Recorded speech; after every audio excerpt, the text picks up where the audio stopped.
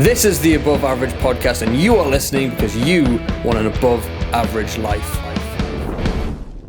Hello everyone, and welcome back to the Above Average Podcast, the podcast where we talk to above average people about their above average lives. Now, my guest today is a fellow bald and bearded beauty, a former scaffolder who now uses the practices of Stoicism, Spirituality, and Fulfillment to help others create meaning and purpose in their lives. He is the conscious man. Please welcome Aaron Parker to the show. How are you doing, mate? Thank you. I'm very good, thank you, and thank you for having me on today. Yeah, thanks Appreciate for making it, man. I'm so sorry I had to cancel the last one. I do apologise. Oh, don't worry about it. So if anyone listening, I have had the most horrendous cough for the last 2 weeks. It will not go away. It may still plague this episode, but please bear with. I'm going to try not to into the microphone every 2 minutes, but I guarantee this episode will be worth listening to. So mate, you've been on the spiritual path for what, like 10 years? Yeah, around about 10 years. I didn't really realise it was a spiritual path to start with, but yeah, so started off with being in a lot of really bad situations, really terrible times. It sort of led to a bit of an awakening within myself and, kind of led me down to the spiritual path, yeah. Yeah, because you had a little bit of a background of like drink, drugs kind of vibe, didn't you? So tell me about that time in your life.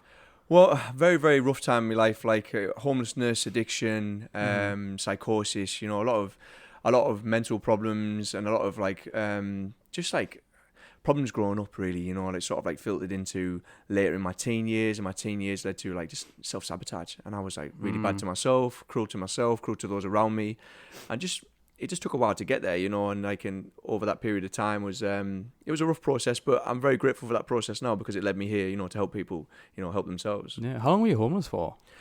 It was periodical. So I was homeless for a little while during my teens, and I was sofa surfing with friends and ended up getting moved from place to place. And then I was homeless. I got kicked out because I was just wild. I was doing things that were just crazy. I'm pretty open about my past. I'm not too shy. I don't shy away from it because I feel like everyone should understand and relate to. If they relate to it, it helps. So I got caught for a string of burglaries, and I got put on a bit of a house arrest or probation at my mother's, and I was just still out doing things that I shouldn't have been doing. So eventually, once the probation was up, I got kicked out again. Spent a little bit more time homeless until I got my place when I was just to say 17, going on 18. So I had my 18th birthday in my flat, and yeah, it wasn't a great birthday. No flooring, no heating, no running water. So yeah, from bad to worse in a way, because that flat was not good either. It was sort of like it didn't go well. Yeah, it was a roof, but it was like a shit roof. Yeah, exactly. Yeah, it wasn't a great place, and it kind of led to more troubles, and not having any direction. It would end up being a bit of a trap flat where we'd party, and it wasn't conducive for home anyway. Not a good environment at all. Yeah, so the string of burglaries, right? I'm always curious about anyone that I've had a few people on the show that have obviously had trouble with the law or been arrested or whatever. What was that experience like when they caught? Like, how did they catch you doing that? It's scary. It's a bit of a rush at the time, but looking back, I think I was more scared than anything else. It was just scary doing it, scared doing it, and scared when I got arrested. And it was terrible. Me and this other lad, I won't name any names or anything, because I think he'd probably want to keep it to himself. Yeah, that's fine. And it was just me and this other lad. We sort of had no money, and we were just robbing so that we could make some money. We never really actually made much money, and it all went on partying and a little bit of food here and there. Yeah.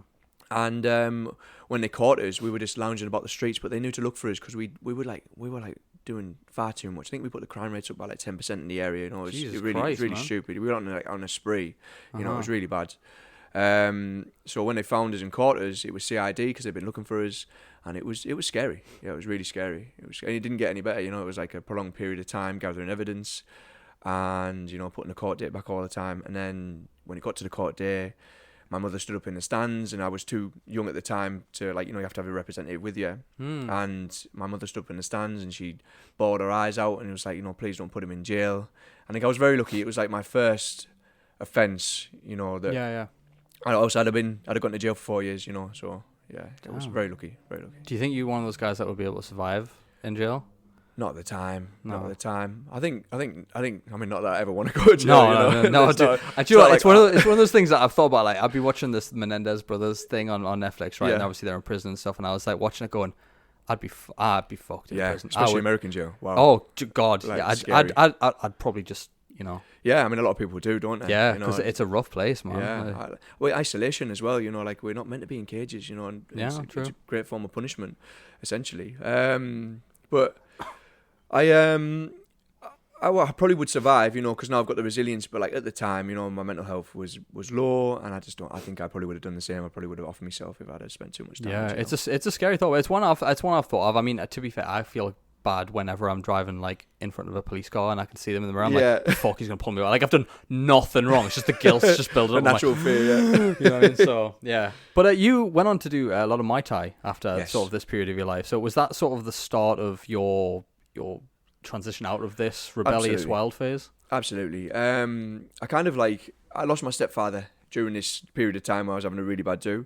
That was the catalyst for change, and I started making incremental changes. You know, it doesn't happen overnight. Everyone they see the success story of someone snapping their fingers, and it's just never that way. You know, it's it takes time. And he passed, and we didn't have a great relationship, so a lot of regret there. So I promised myself and to him that I would change my life. And then I found Thai boxing through friends. You know, friends were training in some aspect, you know, with boxing or Thai boxing. Yeah. And I found Thai boxing at 19. And Thai boxing kind of saved my life, and it has done throughout my life. It's been a bit of a crutch through life because, you know, that path, the spiritual path, and the path that I was on with drinking addiction and all the rest of it, it was kind of like up and down, highs and lows. I'd compete, go back to drink, and it was just that until it sort of balanced itself out, you know. Really found some discipline. Interesting. I got into karate when I was like really young, and I loved the discipline of it. I mean, I was only young at the time, probably 8, 9, something like that. But I was fucking badass, bro. Yeah, but I'd when you get your dressing gown, you pull the little cord out of it that you tie together. So I used to get that and 2 pillows and tie them around my dad's waist. Yeah. And then he would get on his knees and I'd just kick the shit out of him and punch. You know what I mean? That was the kind of that was my level of training when I was a kid. But it teaches you that discipline and the patience. And I mean, at first you kind of go in, you want to be the hardest guy in the room. And then it's like, no, you got to, when you do a martial arts, you've really got to put your ego in check. Yeah, it really is that. And it is a big ego check.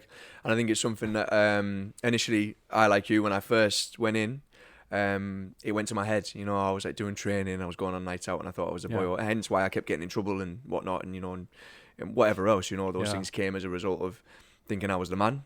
Yeah. And then I actually had a Thai boxing fight in the ring, and it all changed as a result. The ego got shifted, you know. It was and then after on the nights out, I was like, it makes total sense now. It's I don't need to prove myself anymore. Yeah. It was the ego was trying to get me to prove stuff, you know, oh, you need to prove it to yourself that you are the boy or the man, whatever. And then as soon as I fought in the ring, did all the dieting, the discipline, got myself 12-week camp, it was complete ego checkmate. Yeah. Did you ever get in fights on these nights out as well? I used to fight quite a bit on nights out, all the time. End of the night, and I'd be the one getting arrested and stuff. Like I say, it wasn't just the burglaries, you know. I'd been done for a ABH and things like that, and you know, I'd been in a lot of scraps growing up. Yeah, a lot of fights, and to be honest, I'm lucky to avoid jail in a lot of aspects, but you know, I haven't, and reformed as a result of that, being able to give that next chance, you know.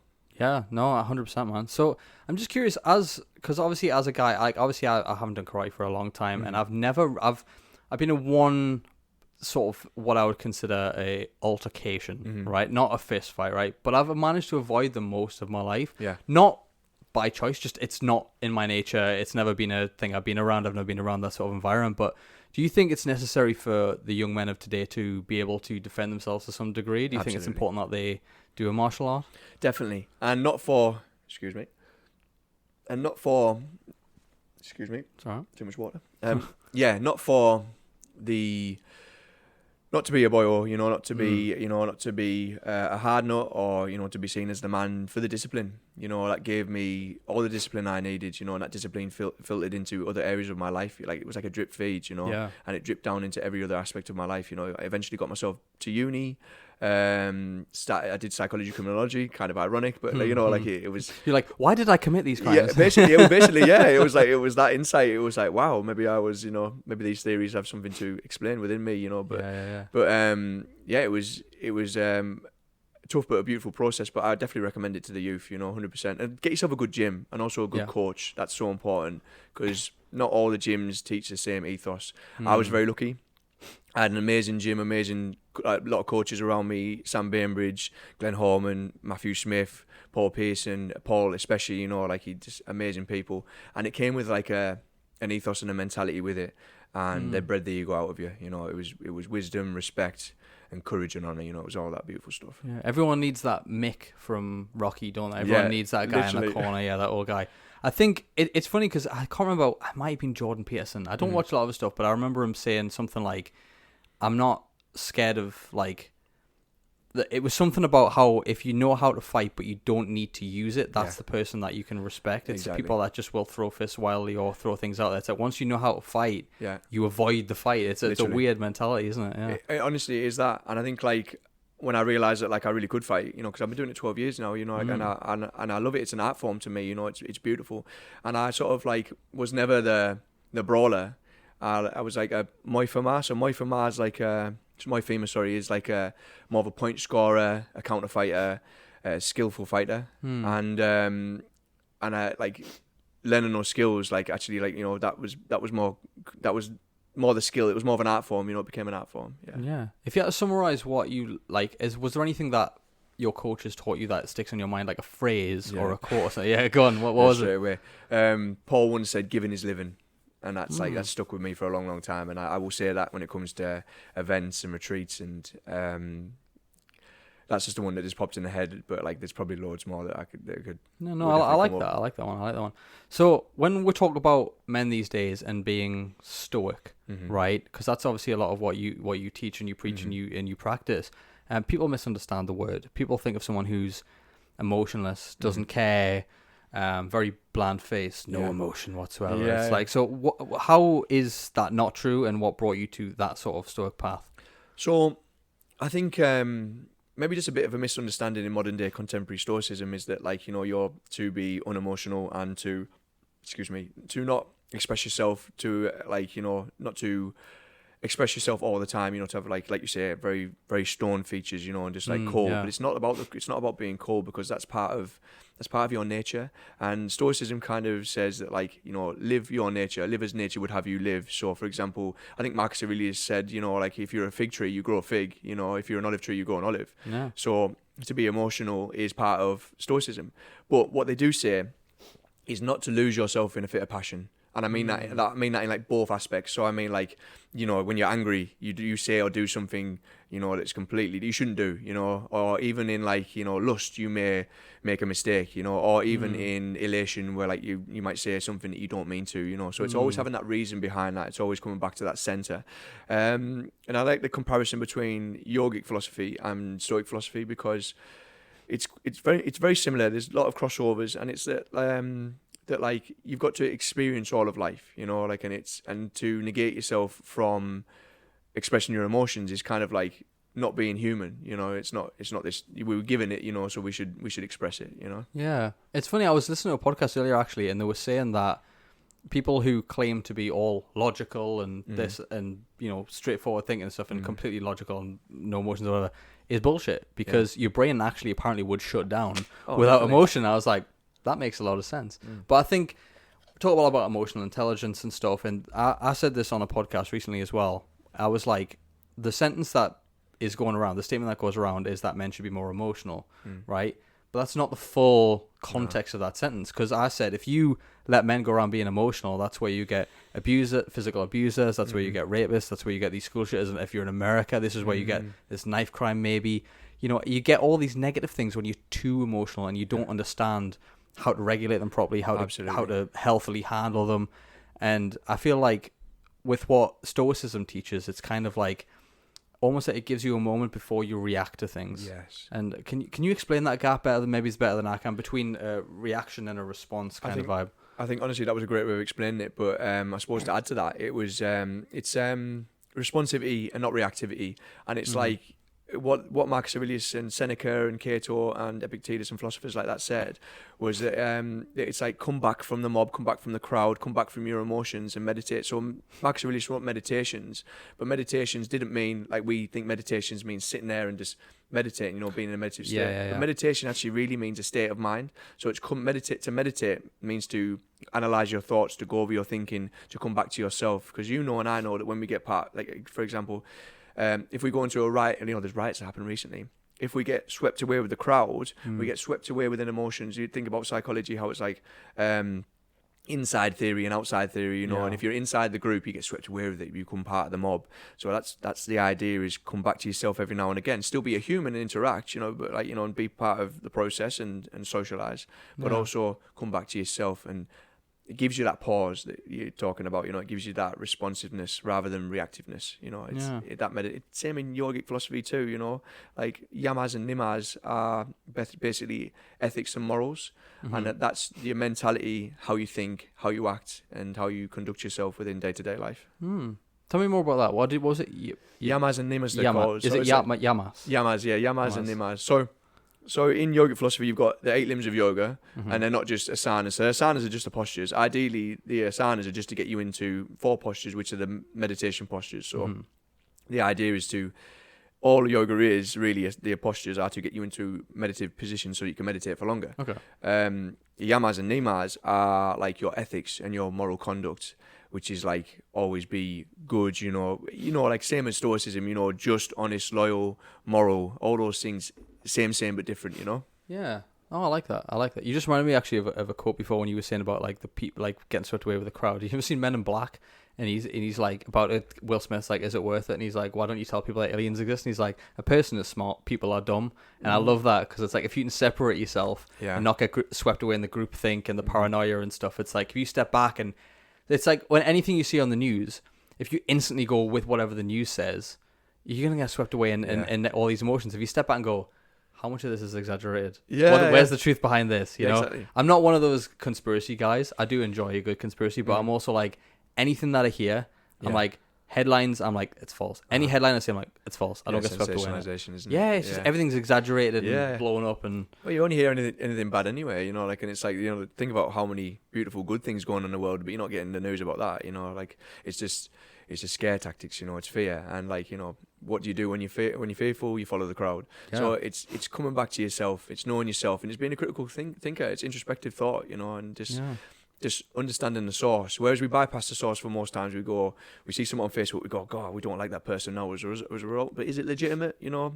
is it even photos, the AI generation, you know, what's coming through? Like, are they legitimate? That's scary. It is scary, isn't it? I saw one today, and it was like this little boy and a little girl, like toddlers, dressed as Harley and Joker, walking down a street. Yeah. And I was like, oh, that's a cool costume. I was like, well, wait. And it's not real, yeah. I was like looking, like, if I scroll past, I would think it was real. And then I stopped and I was like, AI.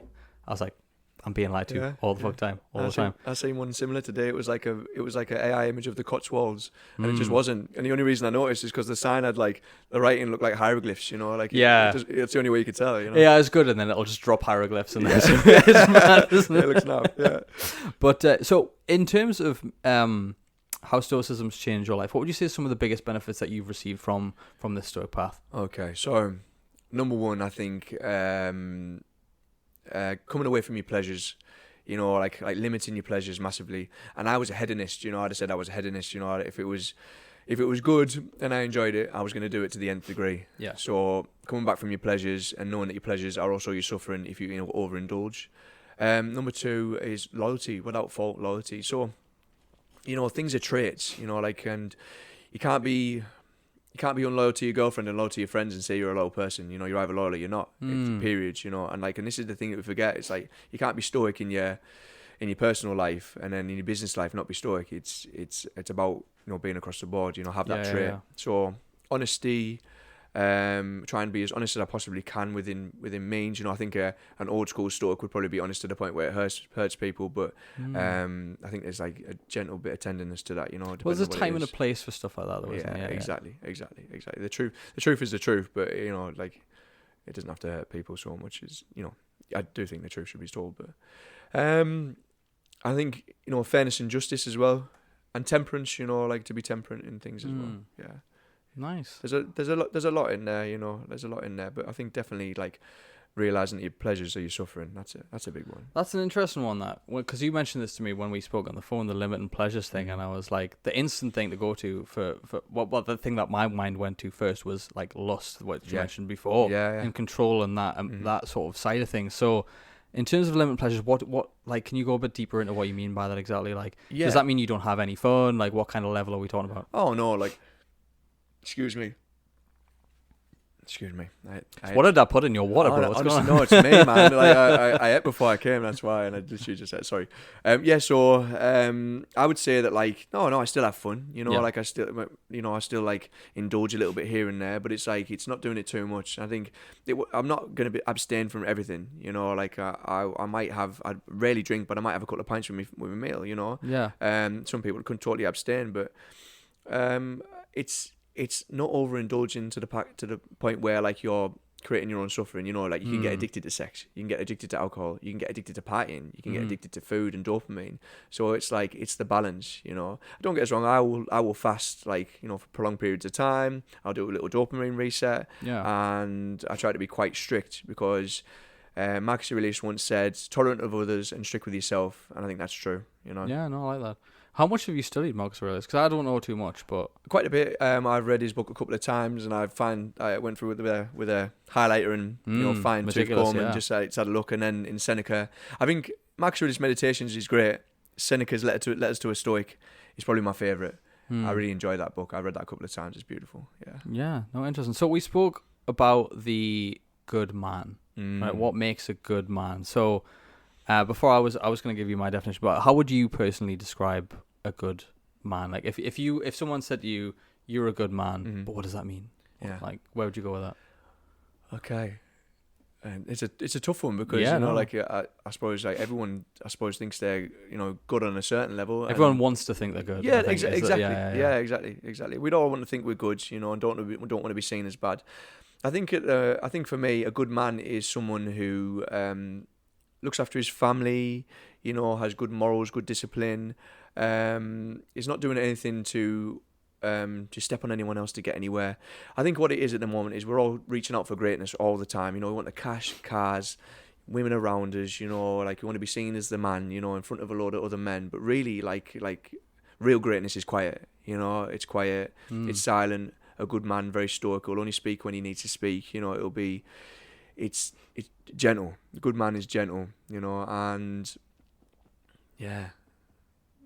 I like that idea of like if someone like I try and do this because I used to work in a restaurant for 7 years, and your instant response is when a guest has a problem and it's then on you. Yeah. Your instant response is, "I will fucking not." Do you know what I mean? I will fucking stick that chicken down. It's a stressful job though. But like when they're shouting at you and screaming at you, you have to take. There's two ways you can approach it. There's three. Number one is you kick the head in, which is not going to do anyone any favors. No. Number two is you can break down and cry or be really apologetic. Yeah. Number three is you can just be like, "This isn't about me." Yes. They feel a certain way about this situation. Remove yourself. It's like you said, take a step back and just kind of go, "Sorry about that. Let me sort it out for you." And that was the approach I had to take 90%. Even though under the surface I'm like, fucking. You know what I mean? But like you have to. That was my stoic approach to that sort of job, I guess. Yeah. And it's good to recognize that you've got that fire within yourself, because I don't think that fire is like like you should do something with that fire afterwards. You should release it in some way, which is where.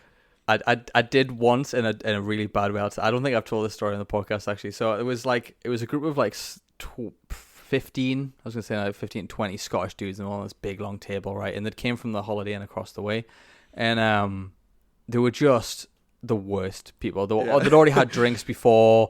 Couldn't understand a fucking word they would say, and some of them were all right, but there was a few of them that were really just annoying. And one of them was complaining that the drinks were taking too long, and I was like, "Well, there's like 20 of you. Like, what do you expect?" And like at one point, it was this one guy, and he like stood up as I was coming behind him, so I got hit by the chair. So I like jumped back. And then, like, as he was about to leave, he, like, shoved past us, and he, like, shoulder barge. And when you're a guy and someone shoulder barges you, your instant response is like, you see red, right? Definitely. And obviously all the other guys are watching this on the table, like, and they're, like, all apologizing to me. I'm like, it's all right. But I was stressed already with the restaurant. I was seething at this guy. I was annoyed. And I went out back, and I was like, it's all right. And I just, them, I don't you've probably seen them in restaurants, the blue roll dispensers where you pull the blue. And I just right-hooked it. I just punched it, but I broke it off the wall. Like, it wasn't a good, like, sign that I'd done that, but I just lost me cool. And that was the one time I've, like, genuinely, like, outsourced that rather than being like, fuck, I've actually physically hit something. And I scared myself a little bit there, but that's probably one of the few times I've, like, really lost it physically. So. And I think it's a great point to make, is that you need a physical outlet, sometimes you need a literal physical outlet for the emotions that you've got stored within, and it's like, you can't keep swallowing it down, because whatever you swallow down festers, and it's just like, sometimes assertiveness is enough, sometimes it's not, and I think that's why Thai boxing was so great for me, and why martial arts is probably great for you too, because it teaches you to control that, but there's also a healthy outlet for that aggression too. Yeah, and it's about finding that healthy outlet. 100%. I mean, you can't. If you ever sat in your car and screamed at the wheel, Absolutely, it's good. It feels mint, right? Yeah. I mean, I used to teach an Osho meditation. Are you familiar with Osho stuff? Yeah. So I used to teach it was like. First one was like you heavy breathing through the nose, then you would scream for just 10 minutes straight, and that I used to love doing that and teaching it because it was so cathartic, and to bring people into that, because when was the last time people literally, like especially men, let it out? It's crazy how much we actually build up. And like if I say to someone on this podcast now, go home after watching this or wherever you listen to this and just scream in the car or somewhere where the neighbors aren't gonna like, you know, someone's dying next door, right? Yeah. But just scream out. Even if you don't feel mad, just get it out and you'll feel amazing afterwards, Yeah, because you it's do. just, we don't all have that healthy outlet at the Not minute. at all. Not at all. And it's funny actually when I do the men's groups that I do, and I haven't done one for a while actually, and I probably need to do another one.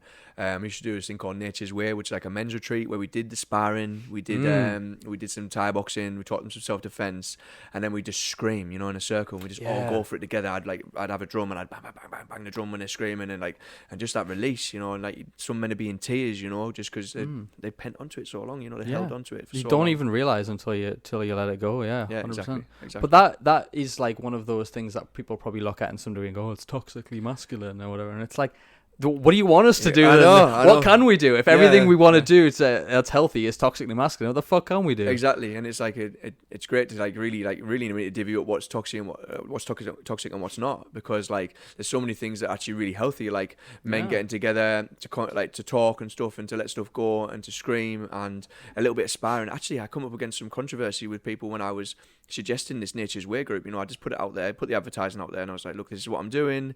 I don't think it's toxic at all, you know. And I was getting like crap off men. I was getting like, you know, like he's a, you know, gay and things like that. They were giving us loads of jip, you know. They were giving us loads of like calling us names and stuff. And I was like, well, I'm teaching these lads how to Thai box, you know. Like I've been doing this for 12 years, you know. Like come and have a go, and like there'll be no egos there, you know. Come and get the ego checked, because that's what we're here for. Well, the guys comment that are the ones that need it the most. Yeah, that's the funny thing. It's exactly. like you have some repressed feelings that you need to let out. Exactly. Yeah. And I was like, you know, you're welcome to come, you know. Like and honestly, like, the sparring, you know, like was probably the most enjoyable bit, because we were all in a circle watching the sparring, the camaraderie that you get from that, from doing those things together, you know, like the shake and the bow and the respect that you've earned from each other, you know, it's beautiful. Yeah, it's funny. I've been into like gangster films at the minute, and one thing I'm watching and I'm going, the brotherhood in these. I mean, fair enough, the drugs and the killing's not good, but like I'm loving the family respect and the hugs, and so I'm like, let's bring that back. Let's all go in suits and be gangsters again. Like good gangsters. Yeah, you know what I mean? Yeah. You know what I mean? Good. I just love that sort of brotherhood and family dynamic. I think we really need to bring that back for a lot of men. Yeah, 100%.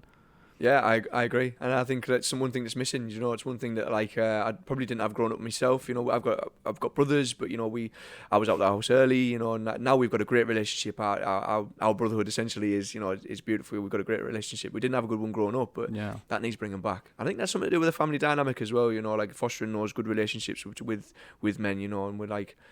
I suppose, you know, not seeing it growing up, you don't know how to foster it. You don't know how to trust another man, you know. And then when you get into altercations with other men, you know, whether it be nights out or you know some people from bullying and stuff like that, you know, it's about trust and respect, you know, and we should bring all that stuff back. Well, men are physical, but men are also like very competitive by nature, and I disagree when people say, well, it's not like, you know, like the blank slate mythology. I'm like, that's bullshit. We're not blank slate. We're wired a certain way. Men are competitive. Men, like, if there's a part in the back of every man's mind that as soon as he meets another guy, he's like, could I take this guy in a fight? A little bit. You just size him up a little bit. You're like, look up and down. Yeah, like you probably when I walked up to you outside, you probably kick the shit out of me. I wasn't, honestly. I wasn't. But there's like a tiny part, like there is something in you. It's just instinctive, you know. Like it's not a bad thing. It's not like we would ever fight, you know. But it's just like, you know, even if we did, I'd lose. But it's just like, you know, it's in there, you know. It's whether we like it or not, you know. And you can call it toxically masculine, but it's in there whether you like it or not. Honestly, it's animalistic, you know. Like I think the thing is, and what I teach quite a lot is that like we're creatures of nature, you know. Like and we still are, you know. We might feel like we're unbelievably advanced, but I mean the statistics would say otherwise, because we're all killing ourselves and we're really unhappy, you know. And I think a lot of that has to do with not being connected to nature. But when you go back to your roots, you know, when you go back to nature, to your nature, you know, you find a bit more peace and happiness. And I think like we do well with.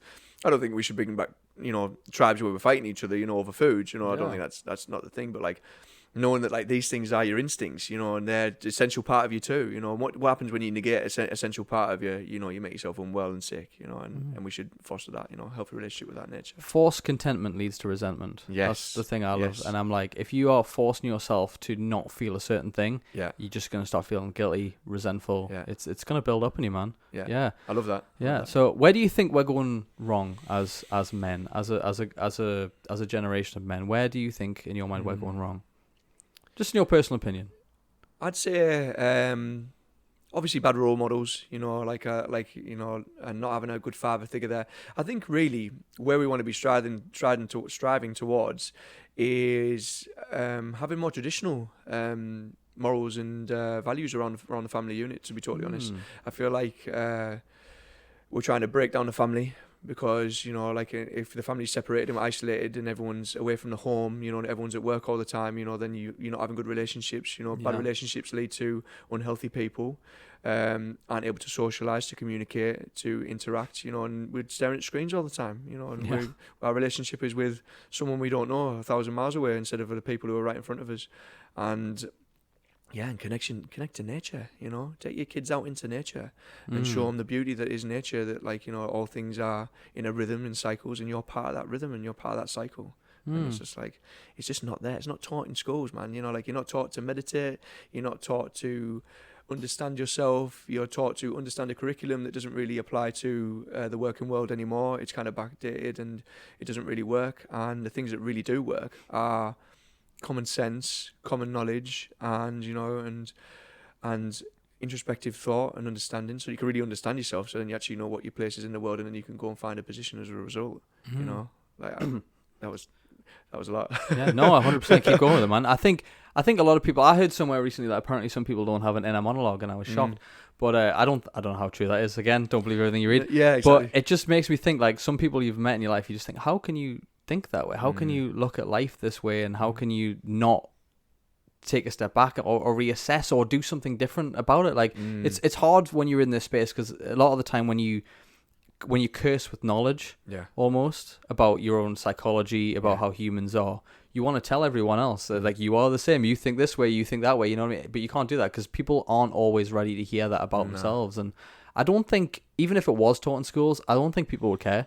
I actually think that there's only a select few who would listen and take it on board. And I think, you know, I think it's good to have that, like, because if everyone was suddenly really self-aware and, you know, it'd be a different world, it would be a different world. And I don't think it would be the one we expect. I think it would be quite a dangerous one. But I think some people, if you are one of those people listening and you are interested in becoming more self-aware, congratulations, you've escaped a little bit of the normal of normal life. Yeah, I'm not saying that. I suppose I'm not saying that like everyone would have to be, like, needs to be completely self-aware. I think just bringing awareness to the things that we aren't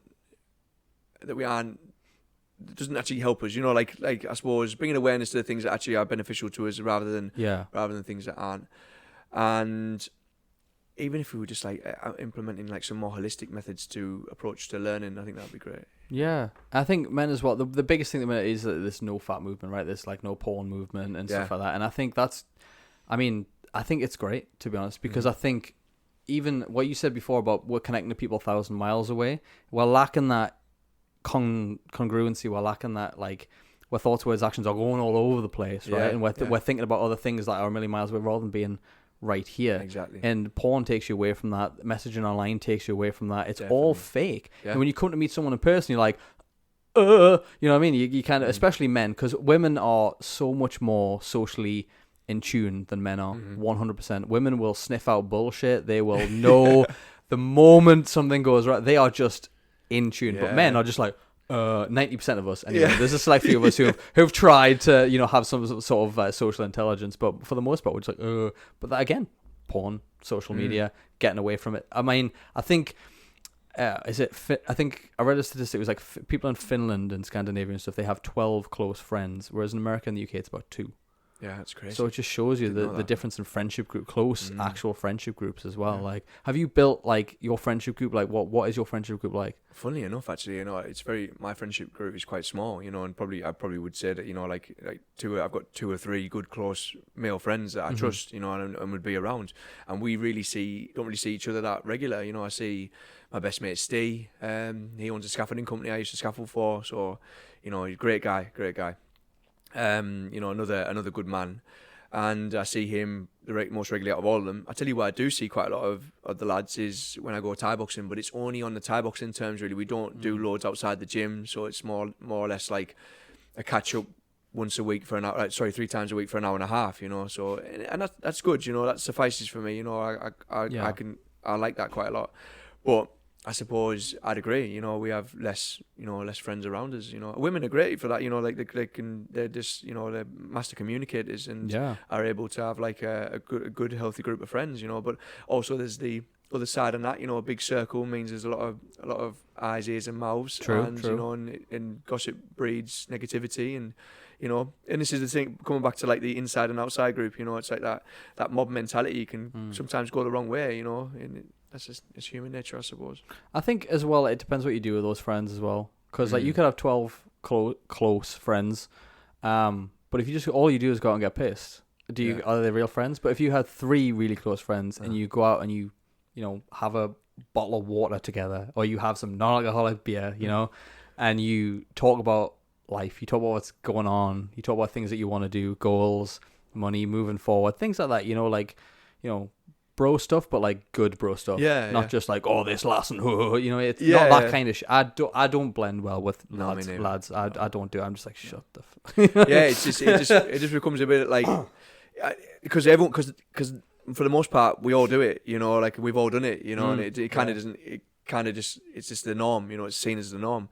I think I would attest to that as well. Like when I stopped drinking and stopped partying and stuff, like I lost a load of group of friends. Yeah. Like some people who I thought I was really close with, and then I tried to revisit those friendships, and there was just no crack there because I didn't have anything to talk about anymore. Because it used to be the party, the sesh, and laddie things. And then when I tried to build a new Aaron, I didn't have anything to talk about anymore. I could communicate with them and tell them what I was doing, but they couldn't communicate with me on my level because they didn't understand it. And unfortunately, in that situation, it almost feels like they might take it negatively, as if you're talking down to them. But it really, I was just talking from a place of different experience, It's hard though, isn't it? Because when you're doing things with your life, and some of your mates are maybe lagging behind a little bit, not like they're losers or anything, they're just lagging behind. They've gotten stuck in a rut, and you're talking about your stuff. They will try and shut you down because it reminds them of where they're not currently succeeding, and it's up to them really how they take it. Whether they want to go, I should really pull my finger out and move forward, or they can be like, "Fuck this guy, he's changed. You've changed." Yeah, that's the thing. It's like, I mean, I used to have a really big friendship group after school.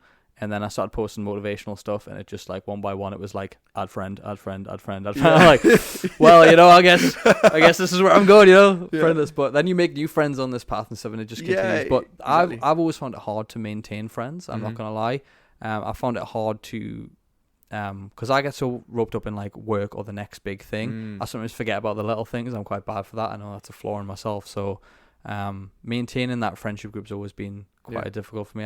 Do you struggle with that, or is this something that you find quite easy? No, I'd have said I was similar. I think I'd always, when I'd kind of found a bit more purpose in my life within the Thai boxing and stuff, like the 8 weeks training camp, the 12 weeks training camp, I'm off the radar, my head's down, I'm running at 4 a.m, I'm training on a night, you don't see me partying on a weekend, I won't be there for the meal that you've invited me to because I can't eat anything, it's like, it was a lot of that, so and then you lose friends as a result of that, or lose touch with them.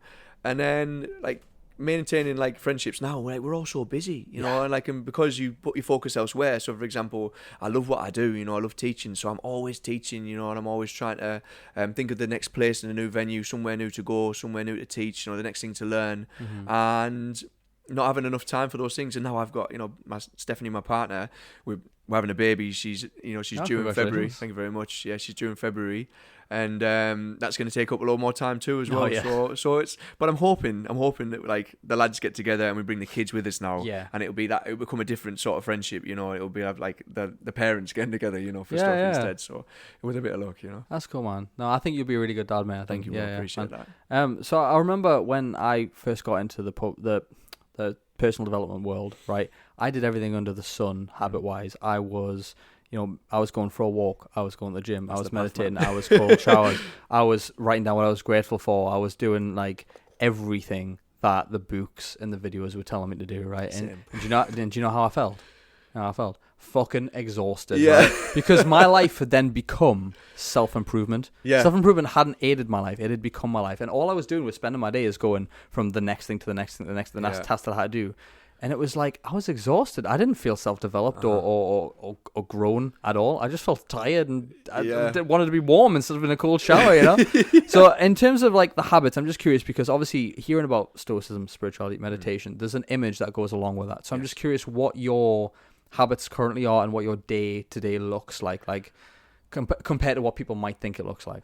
Okay, so it's disciplines, but this word discipline, and at one point you can go back through my posts on Instagram and stuff and see that like I was like, discipline's the answer, and it is the answer to a lot of your problems. 90% of your problems, discipline, will resolve, but it's disciplined in what, and I'm a big believer that you should have like, there's three aspects to life. Think of your life like a pie, you've got your spiritual self, your mental self, and your physical self, and you should be fulfilling them in some aspects, you should be filling those parts of you to have like a good balance of life, and I said that it's more about devotion, like a devotional practice, which means there's a little bit of leeway in that, discipline and devotion isn't like I'm always doing it every day, because life gets in the way. And my practices now look more like an ebb and flow of the practice, I might do 4 times a week, I might do my asana, my yoga practice with a meditation at the end, or I might do a breathwork practice, or I might go and walk in nature and do a nature meditation, and it has to ebb and flow because life ebbs and flows, and we're part of a current, we're part of a flow, and you don't want to be going down there like a dead fish trying to do everything because you're knackered. You want to be sailing down like a skillful sailor and on course. And if any rapids come along the way, these practices are there like a backbone to help you, like overcome them, be resilient. That's what they're all about. Yeah, it's funny. So in terms of like, do you still do cold showers? I do cold showers still. How often? Just so not as regular as I used to. When I was like you, when I first started doing the stuff, I had a stock tank outside. I was breaking the ice 5 o'clock in the morning before work, jumping in there, and like I was like not missing a day. I will not miss a day, And then you miss a few days and you fall off, and it's like, and then you punish yourself afterwards. So that's the thing. It's the caveat is self punishment if you're not. So it's like, be kind to yourself. Still do the work. But be kind to yourself. There's a balance, isn't it, between like I'm slacking off or I'm being too hard on myself. There's like a middle ground between where you're like, I did it more days of the week than not, and I'm good enough for that. Yeah. Like, do you track anything in your life? Do you track like the food that you eat? Are you that like meticulous with it? Like, no, not really. I mean, I was Goggins once over. I was like out at 4 a.m, 16-mile run. Training for a fight. But now, like, I tend not to track it. I tend to track it within myself. I think that's the best way to track it. Like, know yourself really well. Yeah. I can't remember who said it, but know thyself. I don't know if it's Epictetus. It might have been a total different philosopher. It might have been a philosopher at all. But like, know thyself, and I don't just mean what you're eating. When you feel a bit crappy after a meal, like know where your nervous system is. Know where your mindset is, know where your mood is, know with your health, know yourself like intimately, like you get this gift of life, but once, experience it to the fullest. So this vehicle should be in its, top tip working condition, and so should your mind, and so should your nervous system too, all working in order, Nice, man. So jumping back to the discipline thing, because there'll be people listening who go, well, I'm just not disciplined. Like, what do you say if someone says to you, I know you talk about discipline, but I just can't seem to get disciplined. What do you do about those people? Oh, it's a tough one because like discipline's like it's a self, it's for yourself, Discipline's a self-love you gift yourself every time you do it, and it's like I like that. It's so true. It is self-love emotion, and it's like you're not doing it. It's delayed gratification, isn't it? And everyone wants what's there right now. You grab it and it gives you a little fulfillment. You're like, oh, that felt good for a second, and then you feel crap later on.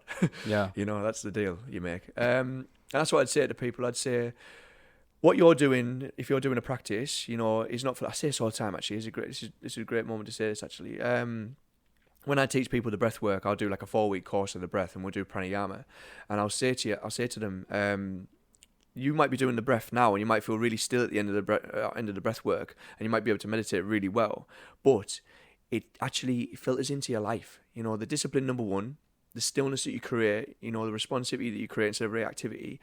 Your practice, your regular practice, is not just for the moment you're doing it, it's for your everyday being, it's for your everyday life and how you interact with your life.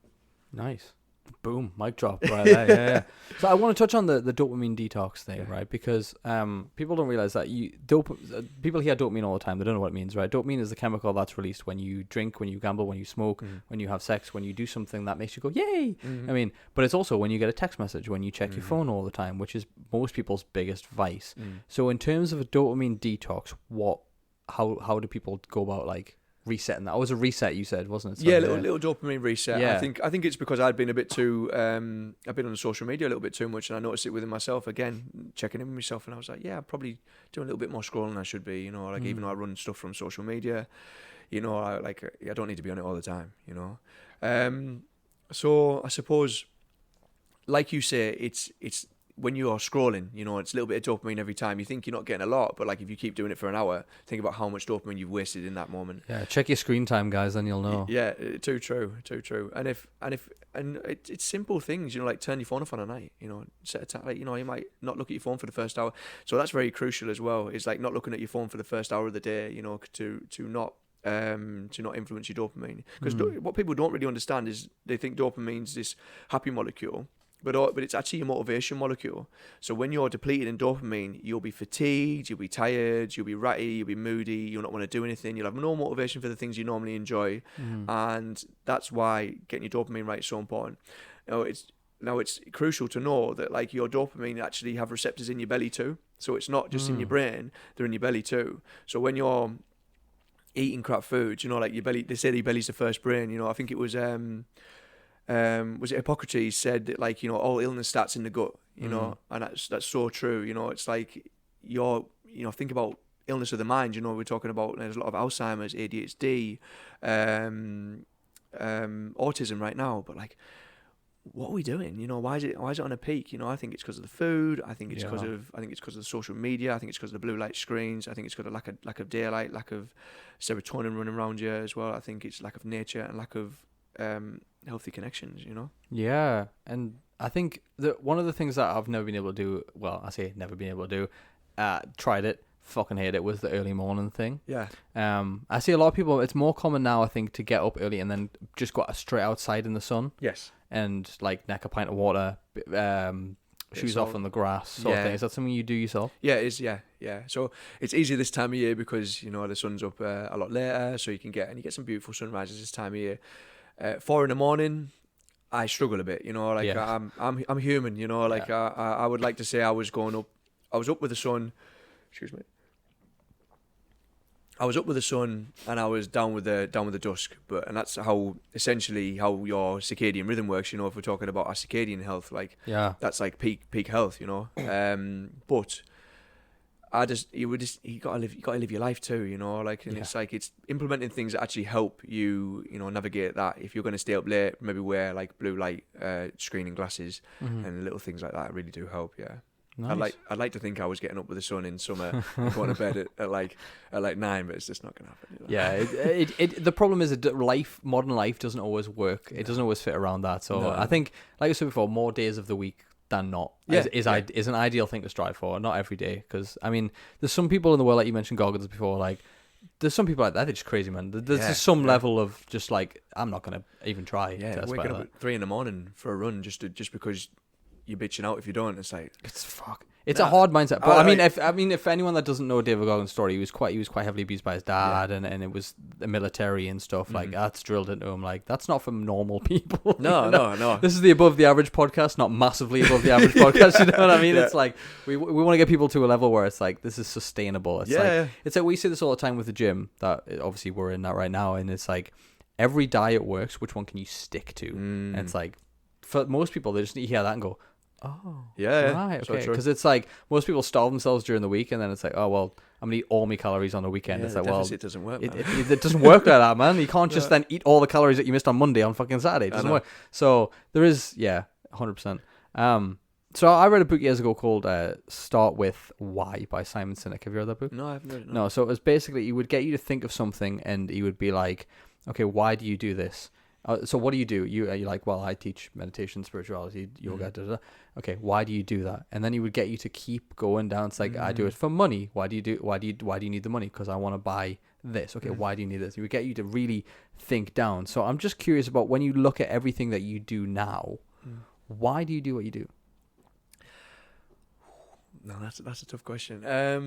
I do it because I mean I think I already know, really. You know, like I do it because there's a really real urge to help people, and I think to start with, when I first started this out, I think helping people was maybe how I helped myself and save myself. And now I'm saved, you know, like it's just that urge to just help people be better people, and people come to me from, you know, from desperation. People come to me from inspiration.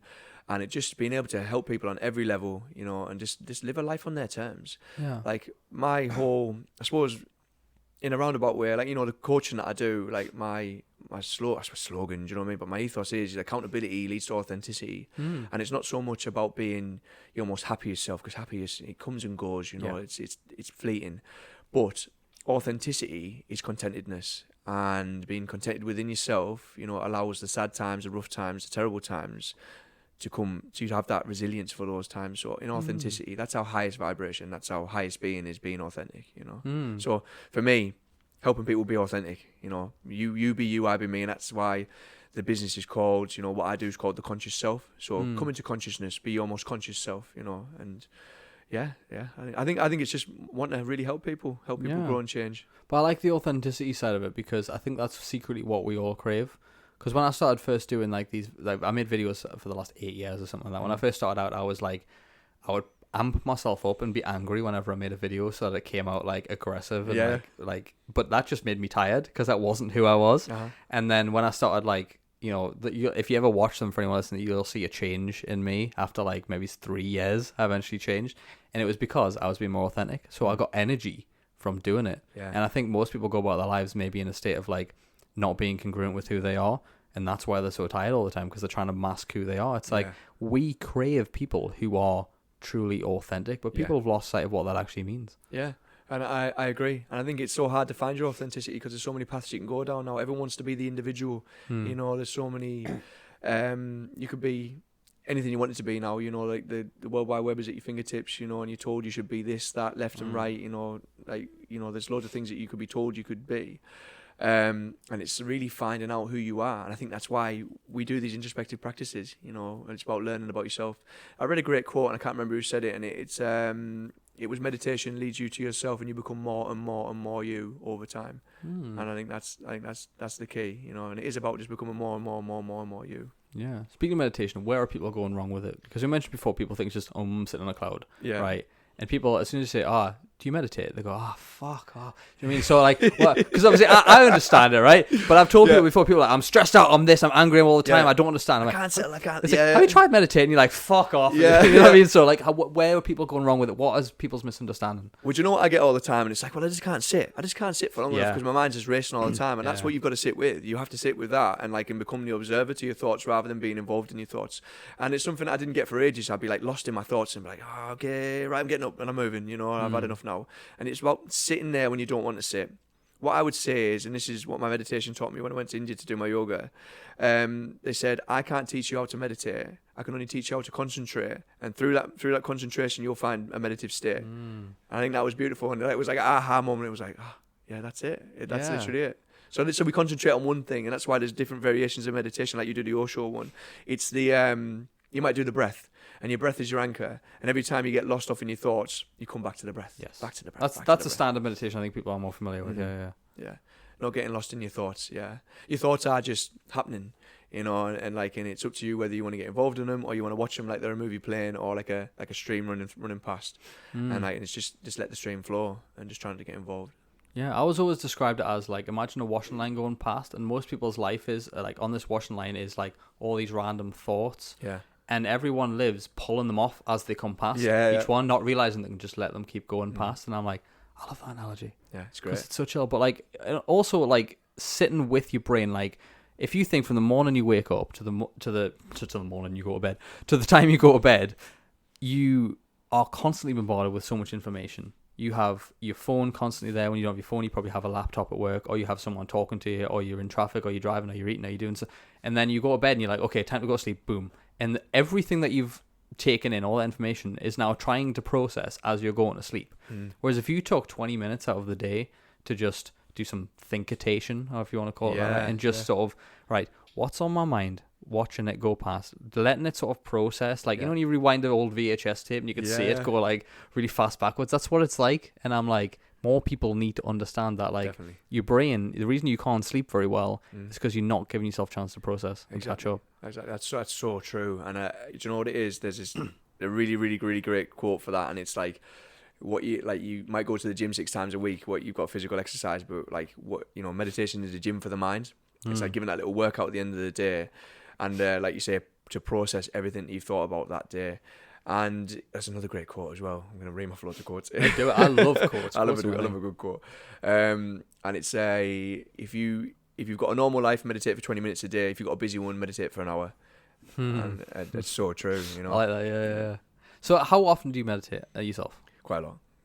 Yeah. We talk like twice a day, every day, once. At the minute, it's not every day. I would like to say it was every day, but I'd be lying. I'm doing 3 times a week. You know, I used to meditate quite a lot, but life changing, ebbing and flowing. You know, I've just moved to a new place and stuff. So, getting back into the swing of meditating more. I was meditating a lot, and I was sitting there for like 45 minutes to an hour, which is, if you know meditation, that feels like a long time. But the thing with meditation is, and if you're a meditator, so you know that, like, once you get past that point of sitting for the first 10 minutes, which is quite challenging, you could sit all night, you know, all day, and it's just reaching that point when you can do that.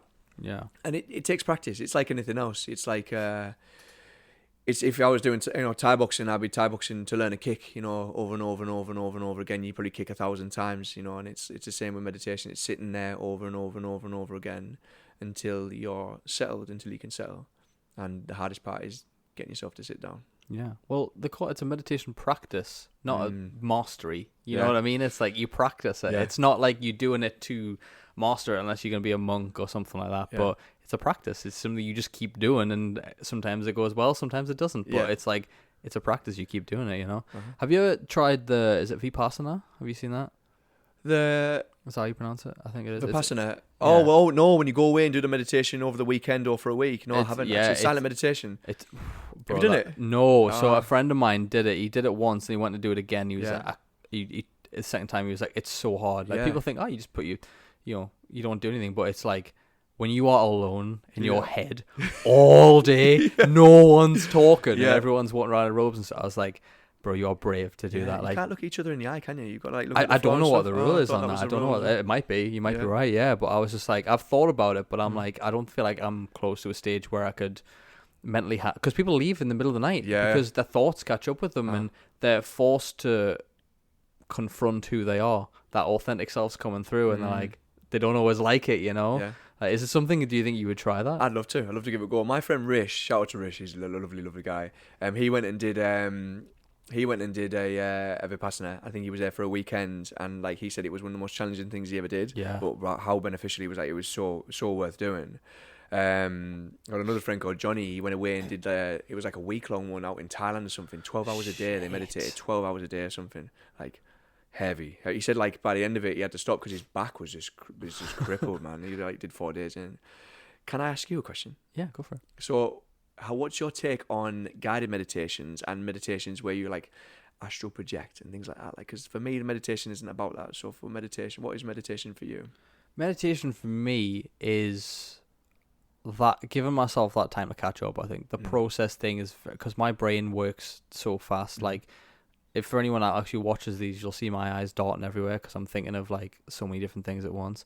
But I think for me, it's just the process of being able to let my brain catch up and give myself the chill time. But it also helps me have that response, not reactiveness. Yeah.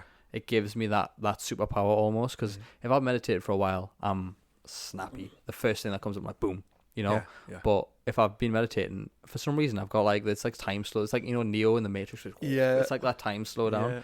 I don't mind guided meditation. That's where I think everyone should start, because it helps keep you focused on the meditation, the breathing and stuff. But eventually it just became, for me, I prefer just some music. For me, it was always the water. I like the sound of water or the sea, waves, something like that, like a trickling waterfall. That just brings me peace. So, lovely. Yeah, I hope that answers your question. It does. Yeah, thank you. Yeah, because it's very similar for me. I like the stillness and just quiet, literally just nothing else but just quiet room, no, like nothing, and I just sit there and just until it all goes very quiet in my head as well, you know. And it's just nice. Yeah. It's peace. I think what people lack a lot nowadays is peace. Yeah, like exactly. True peace, because people go, I'll watch the TV to unwind. It's like, you're still taking in like all this murder and true crime. You're still trying to process all this. Like, stare at the black screen, then you'll try and you'll start to like, you know, rest a little bit. But yeah, it's a hard one for most people to grasp. I think definitely 100%. So in terms of the yoga that you do, because I have seen a lot of guys doing this hot pod yoga at the minute, and that seems very popular with guys, but I don't know many guys who just dive straight into yoga, because I've interviewed a few people on my show about breath work and yoga meditation, but you're the first guy I think that I've really had on who focused on it. So I'm just curious, like, for you, have you found like a difference in the men that come to you versus the women that come to you? So it's challenging to get men there. Challenging to get there. They'll come and hit pads, no problem. Yeah. You know, they'll come and hit pads and no spa, no bother. But doing a bit of yoga, and to be honest, it's so beneficial to the martial arts game. You know, like everyone should have a little bit of a yoga practice or a stretching practice at least. You know, at the minimum. And when the lads do come, like fantastic, but they aren't half stiff. Like, hamstrings, isn't it? Yeah, it's always hamstrings, glutes. So they can't even get their feet down in downward dog. And now I was that guy. But what I will say is that, like, when I first did yoga, I had like emotional releases on the mat, and I was like, why am I bloody crying? Like, you know, and it was because of trapped stuff in the body, you know, and I didn't realize at the time. That led me down the breathwork route and the meditation route, you know. So I'd recommend it to the fellas, you know, and it's great. I feel like further south we're probably a little bit more open to that, you know. There's more of that vibe down there. Up north, we could do with a few more people holding space for like men's yoga and stuff. Definitely, I would love to do more. I teach Ashtanga, so it's like a series, you know. It's quite a hard discipline series, but like it's a workout, you know. It really is a workout, and it's challenging the Ashtanga, yeah. In what way? Because obviously I'm not familiar with that. So is it what I would imagine, where it's like you hold a position and then you move to the next one? Or? Yes, exactly. So Ashtanga is like a series that is like, it doesn't change, but it's like very challenging, very hard. You do 5 sun salutations of A and then B, so 10 rounds altogether just to start with, and like your, you know, like that's hard graft. That's just your warm up, you know, and then you go into standing postures, balancing postures.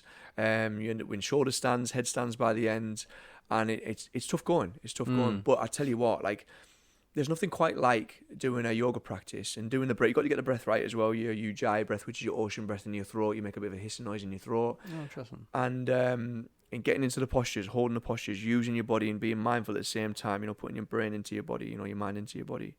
And then you come to the end of it, which is your Shavasana.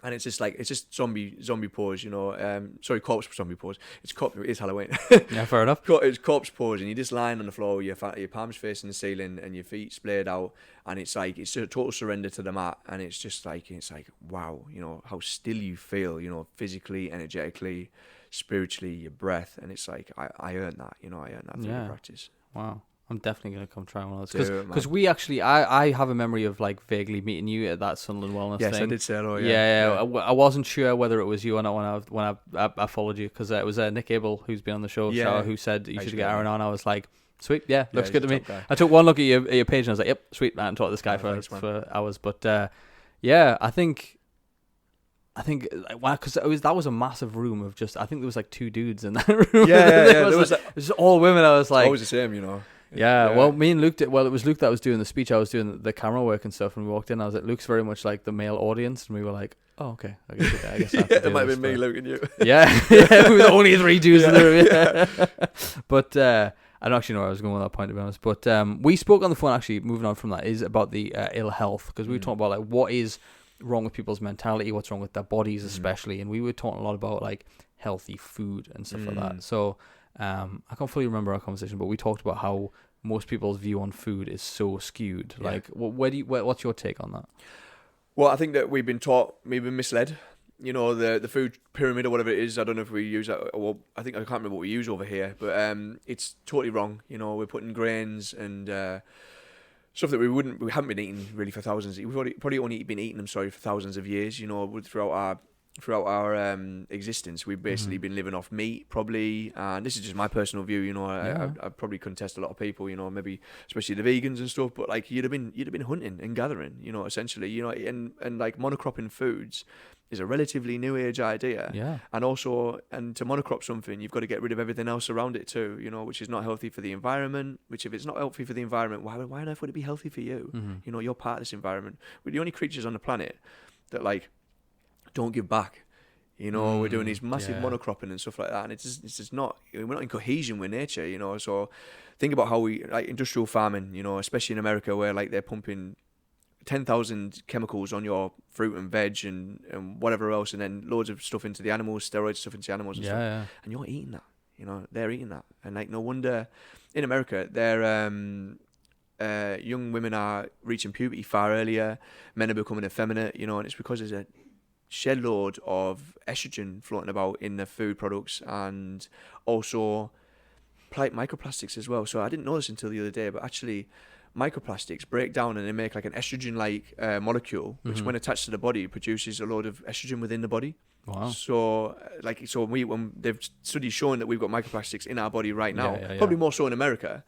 But like there's like, you know, there's a reason why testosterone's dipping. There's a reason why ill health's rising, you know, and it's probably to do with our food, how we eat and how we live, you know. I mean, obviously, you know, it's something that you could probably fix quite quickly, you know, if we just realize that we're part of nature and we need to live in cohesion with it, you know, and grow and live. And you know, I don't know how it works essentially, but like, you know, I suppose it's a numbers game, isn't it? You know, like how conducive is a new system needs to be made essentially. You know, the old one is not working. It's when I had someone comment on one of my posts once, was like, "This is capitalism in action," and she was like, "We should get rid of capitalism," and I commented about like, what would you suggest instead? It's been working capitalism for the most part. I'm like, if you think it's broken, and a lot of it probably is, it's like, give me a better solution, and then we'll talk. Not just down with this. It's like, okay, well, give me a fucking solution, and then we'll talk about it. But there needs to be something. Yeah. It's funny that you talk about estrogen as well, because I can't remember where I read this, but apparently it's something to do with like, you know how like women take the birth control pill and stuff. Apparently in their when they piss it out, it goes in the water supply, and then we drink it and stuff. And I'm like, great. But yeah, estrogen's a funny one, because it's like people think that like it's just in women, but we have like, we do, we have it as well. And like testosterone, we have 17 times more testosterone than women do. And it's just hormone imbalance at the minute is off the scale. I mean, I don't know the science behind fat and testosterone, but it's something like it aromatizes. The fat aromatizes testosterone, turns into estrogen, and that's why you get like bitch tits and stuff like that. That's what you call them. So it's a horrible one, but I don't know what to do about it. Yeah, I mean, I don't have a suggestion for I don't have a solution, and I'm not that high. I'm not empowered. Power to be. We're not, you know. But I think what you can do, and I think this is the most important thing, is be conscious about what you're doing for yourself. Yeah. You know, and like, how do you help other people? I think the best way to help anyone else is to. You're never, ever, ever going to change anyone by going, you should do it this way, do it that way, and it will be better, you know, because people go, fuck off. I don't want to do it that way. You know? But I tell you what people do is when you influence them by living a certain way and live the right way, and you're like, I'm healthy. You know, I'm living a good life here, you know, like, and this, you can live this way too. So, you know, come and do what I'm doing and see if it works for you, you know? Yeah, live as an example to, Exactly. Which I'm sure you'll be to your newborn as well. I hope so, yeah. Have you thought about like ahead, like what, like you're gonna be like having them meditate like 2 years old and stuff? Yeah, I would love to. I would love to have her meditating. You know, I'd love to have her doing all the things that I do too. But we'll see. You know, we'll see. You know, it never goes to the like, shut up, Dad. Yeah, exactly. Exactly. She might say, I'm not doing any of that, and I want to do it my way. So, and you know, she can do it whatever she wants to do. You know?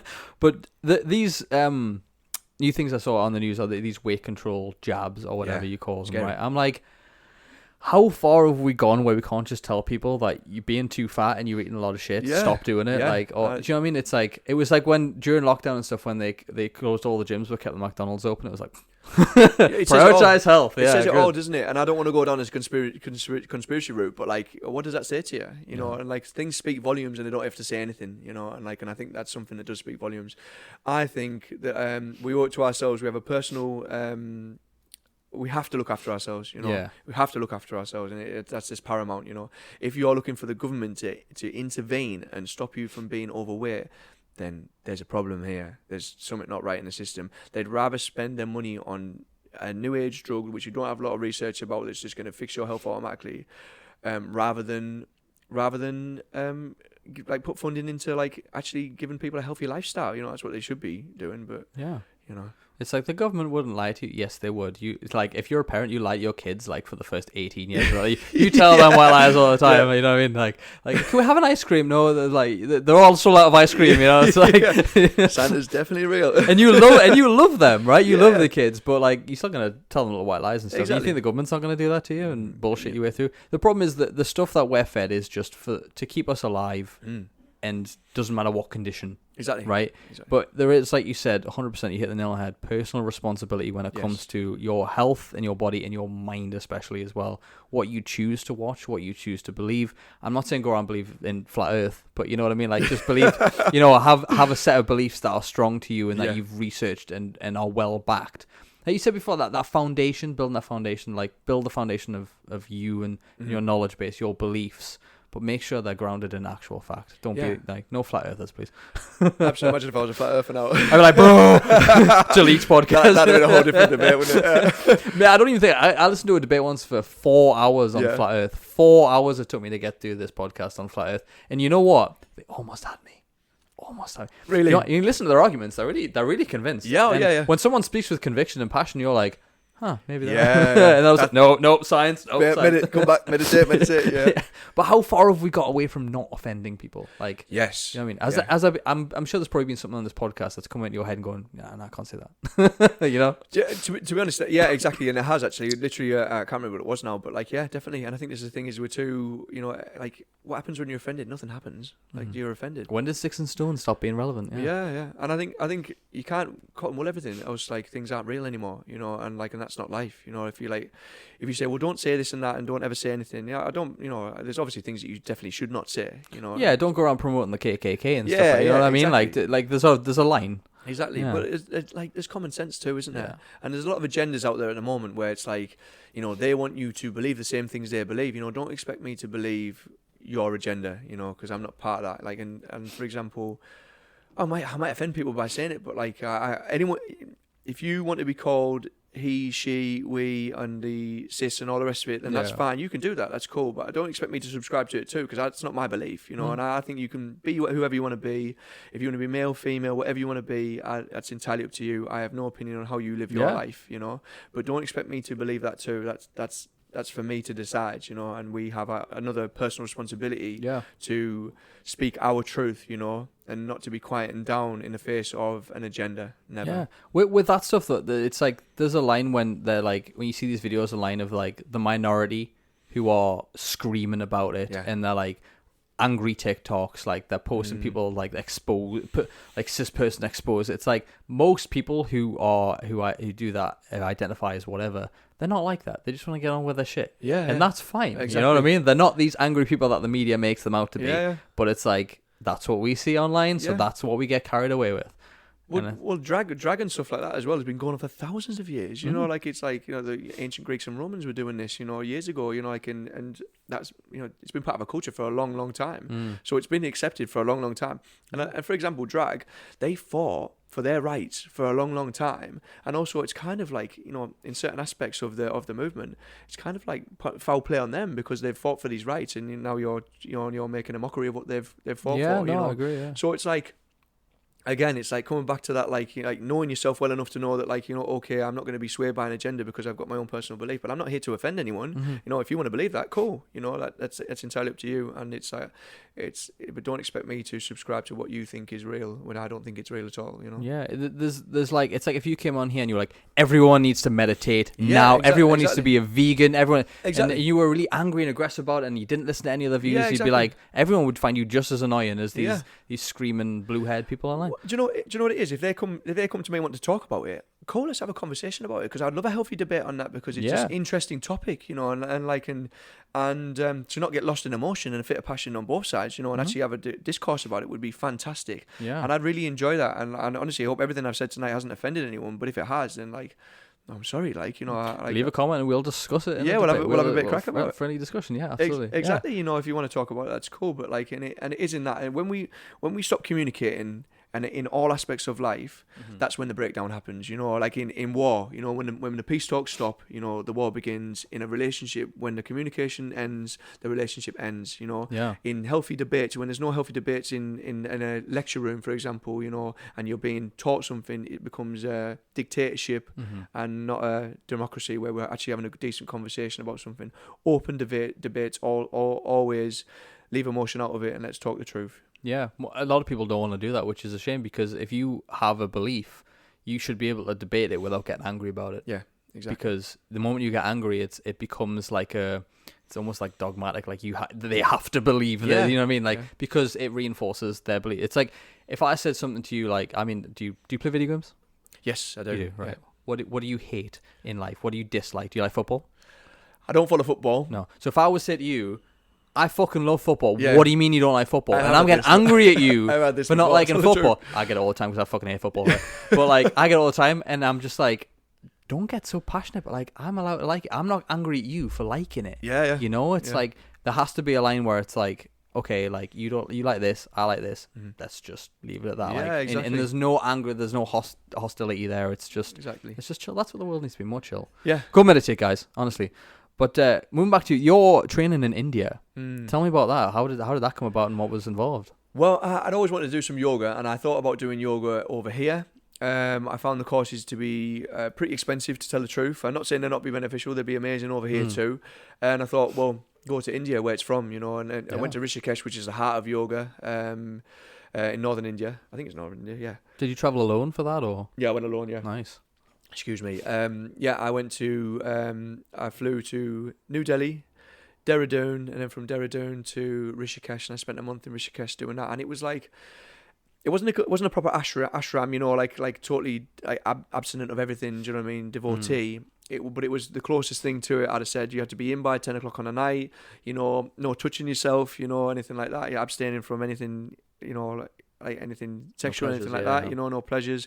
And the diet, they offered food within the ashram. You could go out, ashram or yog, you could go out and eat, but they would like you to eat the food inside, and it was very bland. It was very Ayurvedic, and the reason being is because it clears you right out, and it allows you to flow and move better, and it was and so the food was related to your chakras, your practice was related to the philosophy too, and it was a beautiful, tough, in-depth training. It was beautiful. Yeah, it was lovely.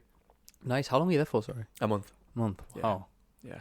That's an insane amount of time to be away from. Did you just how did the job and stuff? Did you just leave that behind? And I'll be honest, I took the eye off the ball. To be totally honest, I was still coaching people from India. I worked out the time zones, and I was still coaching people quite a bit. But obviously, events came to an end, and I wasn't putting it out there for new clients because I was too busy doing that. And then I went to Thailand for 3 weeks afterwards. I met my partner Stephanie out in Thailand, and we had 3 weeks out there. All the while, I found out she was pregnant 3 days before I went to India, by the way, as well. So, so she had the first trimester without me.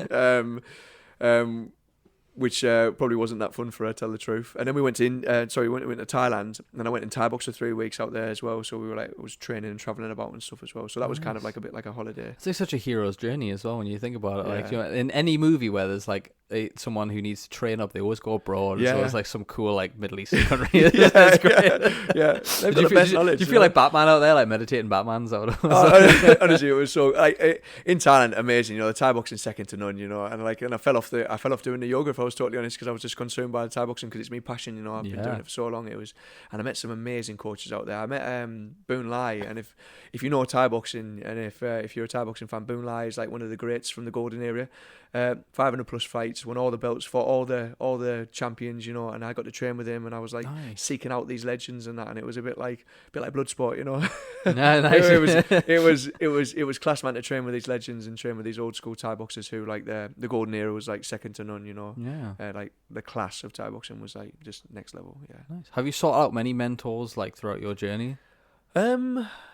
Paul Pearson, definitely. My Thai boxing teacher has been a great mentor to me, definitely, and he taught me a lot. And we would like stay after training and have conversations, and I would teach the kids class and stuff, and we just like talking about life and a lot of things he taught me. Another thing he taught me was like the gym's a separate life to your outside life, and you come and leave everything at the door. You know that from the karate, and it's like you leave it all at the door.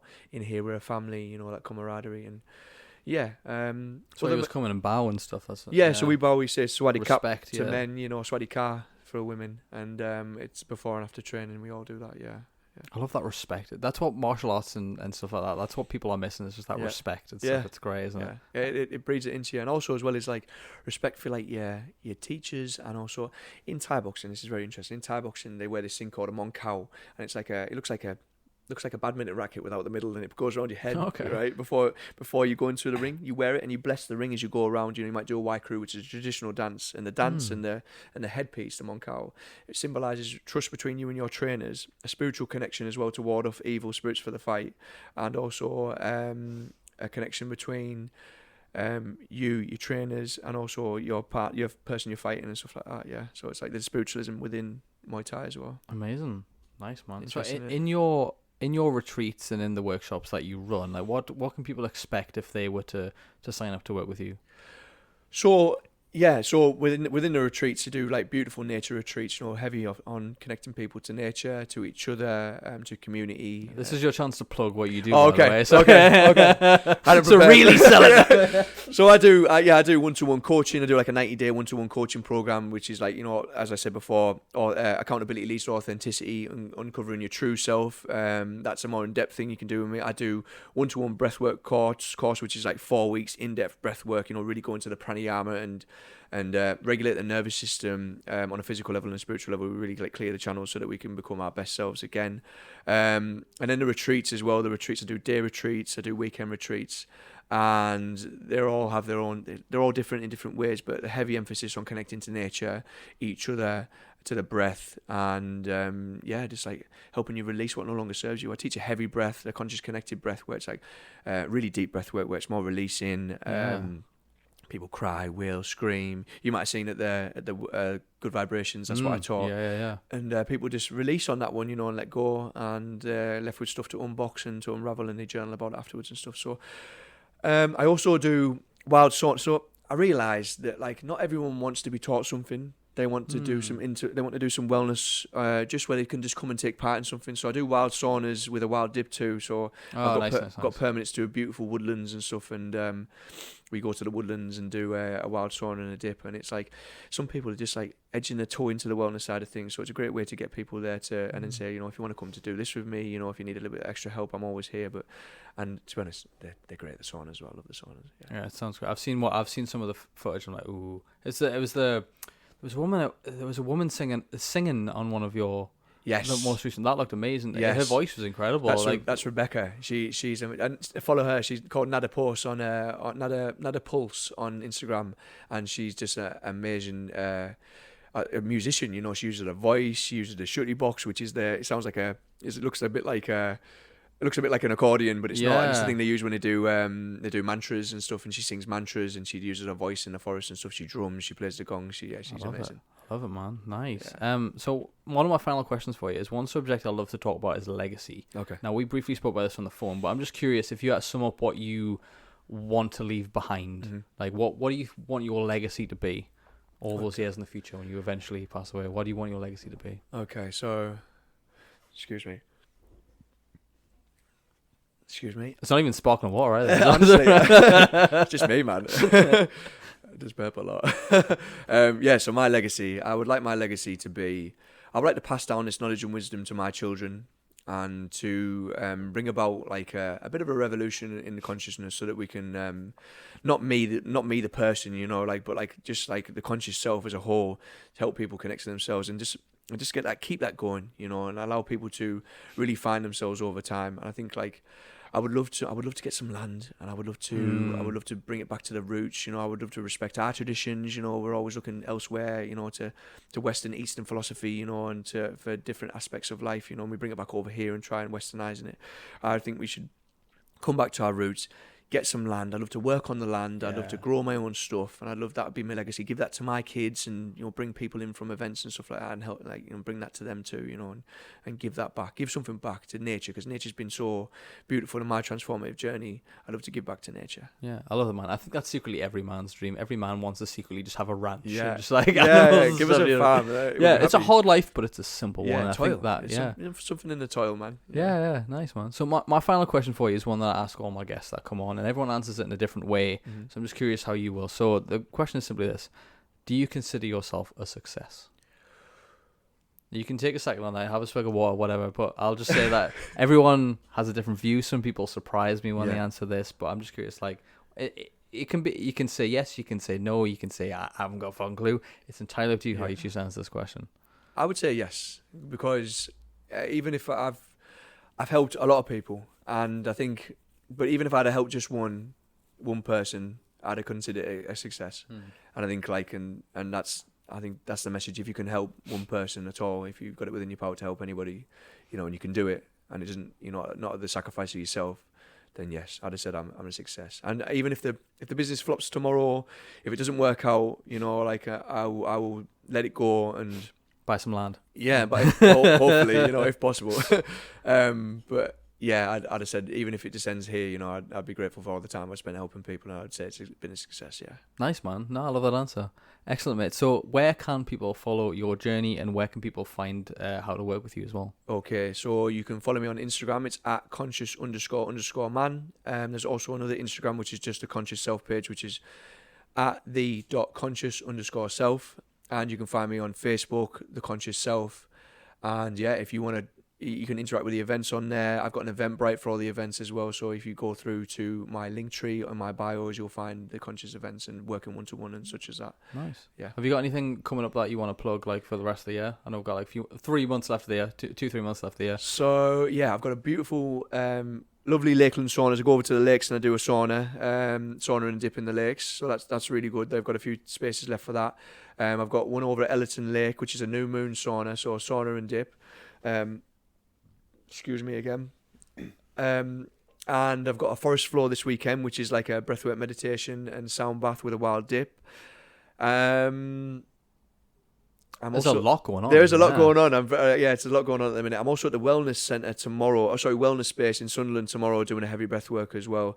Next year, some big things coming up. So if you check the pages out, I've got an amazing retreat coming up, overnight thing, in a what they call bothy. I've got in a bothy with someone who he's quite Insta famous, but he's great for the hiking stuff. He's a really lovely guy, and I'm looking forward to that. I don't want to drop too many names or anything yet, just because I haven't. It's not just. It's 100%. Yeah. But I think it's going to come off, and it'll be amazing to do that with him as well. So that's coming in March. Yeah. Amazing, man. Well, it's been a pleasure to have you on the show. I think it's been an absolutely great chat. But listen, guys, please go follow Aaron on everything he does. He's absolutely incredible. I've watched so many of his reels. There's endless amount of reels on your page, by the way. I love it. So he's just go follow him, check out all his events, and please go to one of his retreats, because it will be life-changing. So as usual, guys, please give us the 5-star review. I'm sick of people thinking 4 stars good enough. 5 stars. 5 stars. Yeah. This has been a 5-star conversation. This has been a 5-star, This is a great, honestly, great questions, great interview. Thanks, man. No, I appreciate that. So, see, it's 6 stars. If it's possible, 6 stars. Whether you're on Spotify or Apple, there will be a way to do it, and it pushes us to new audiences and allows us to grow. So, thank you very much, guys, and as always, I will see you in the next episode. Take care.